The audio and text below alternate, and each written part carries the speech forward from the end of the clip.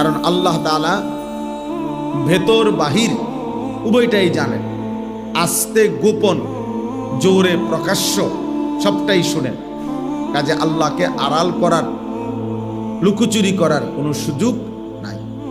মানুষ হয়তো মনে বুঝলো না, মানুষ হয়তো চিনল না, মানুষ হয়তো ভাবছে খুব বুজুর্গ, কিন্তু আল্লাহ তাআলা তো ভেতরও জানেন বাহিরও জানেন। এই জন্য আল্লাহ তাআলা কোরআনুল কারীমের মধ্যে বলছেন, ওয়া আসিররু কাওলাকুম আবিজহারু বি, তোমরা আস্তে বলো আর জোরে বলো, সব আল্লাহ তাআলা শুনতে পান।